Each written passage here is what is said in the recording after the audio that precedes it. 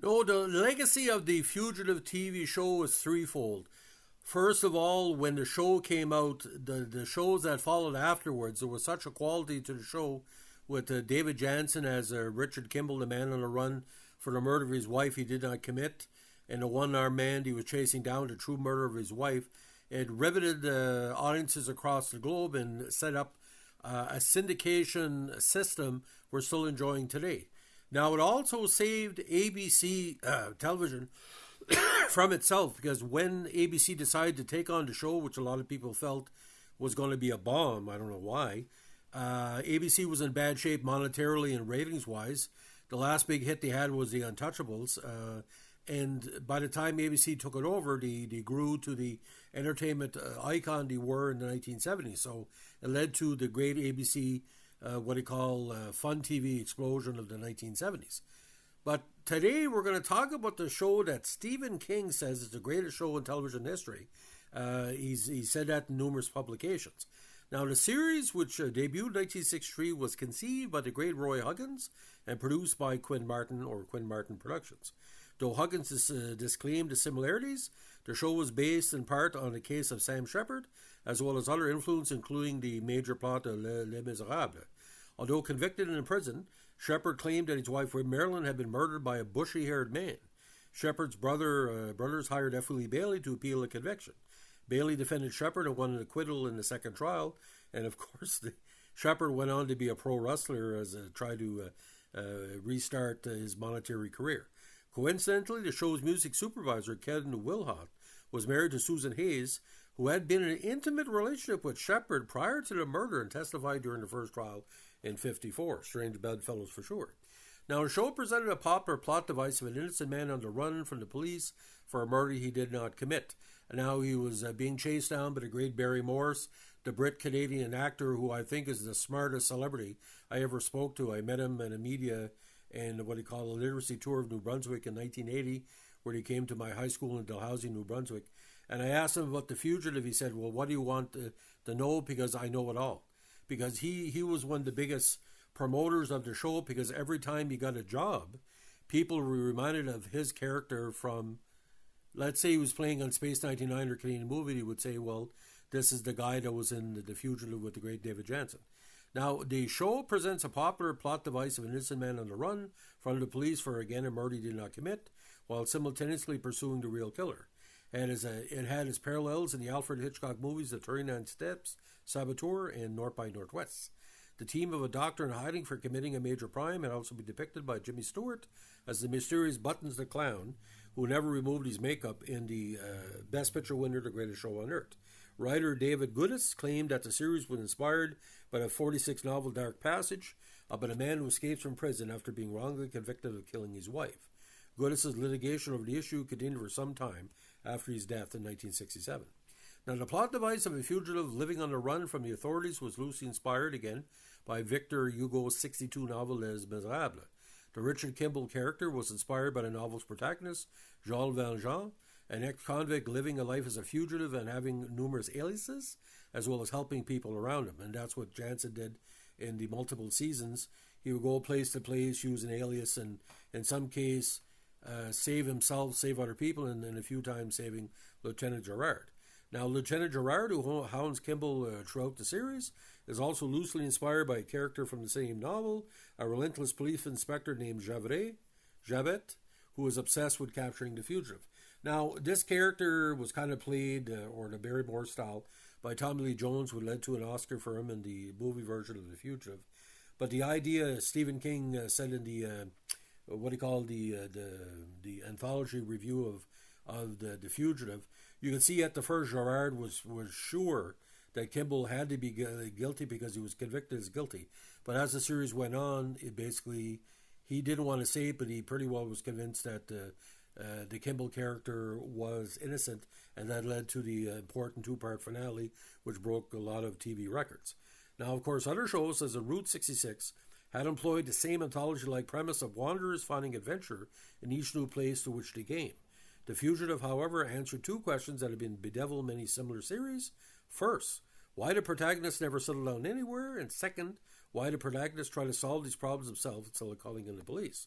Casting a doctor as the protagonist also provided the series a wider range of entry into local stories, as Kimble's medical knowledge would allow him to recognize essential elements of the episode, including subtle medical symptoms or abused medicine. And the commonplace doctor's ethic to provide aid in emergencies would naturally lead him to dangerous situations. Now, we all know that the series pretty well killed David Janssen. All the major medical problems he had later on were caused by the grind. He was doing his own stunts, and David Janssen, wasn't scared to take on. Now, we're going to go over the great cast list because it's just tremendous. Of course, the great Richard Anderson, who I interviewed at the Framingham Mega Fest, played 6 episodes as his brother-in-law.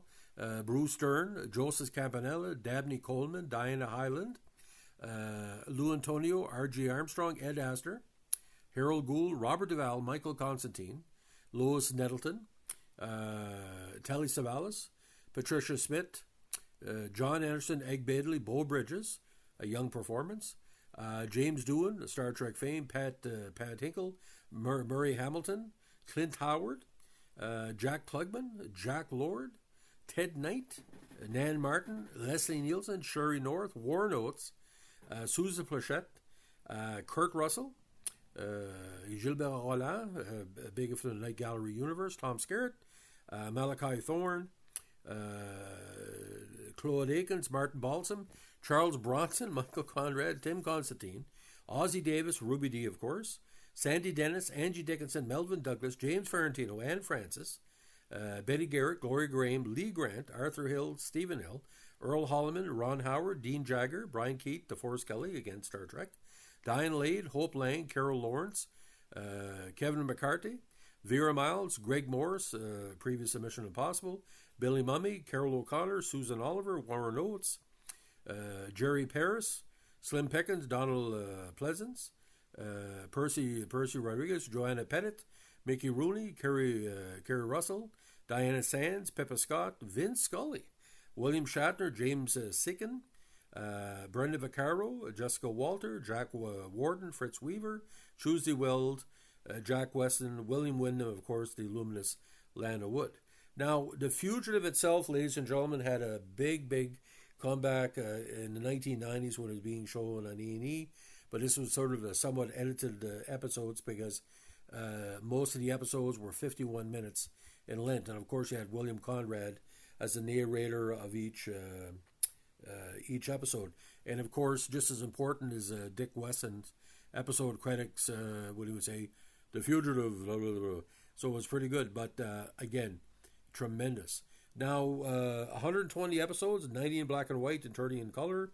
And again, Alan Armour was the producer from 63 to 66, with Wilton Schiller from 66 to 67. Quinn Martin production between September 17th and August 30th, when the day the running stopped, with co-production company, the great United Artists. So there's a lot of key episodes in the series, only 4 seasons. Of course, the pilot is a classic, Fear in a Desert City, and the Homecoming 2 is very dramatic.